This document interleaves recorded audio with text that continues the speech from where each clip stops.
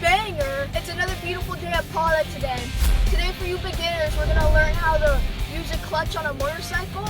We're going to learn how to properly turn on a motocross track. And we're going to learn how to clear a jump. Let's get this day started. Let's get started by learning how to use the clutch. The clutch is always on your left hand side, and on your right hand side is the front brake.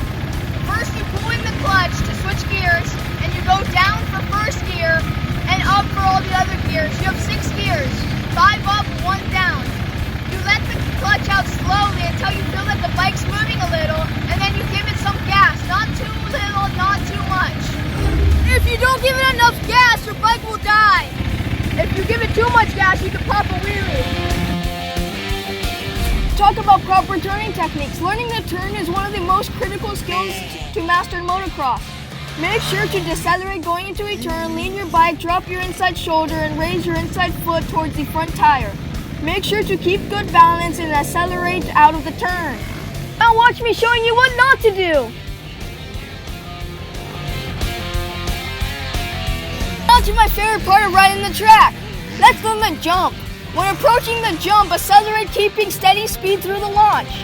Make sure to be in the standing position with your legs squeezing the bike.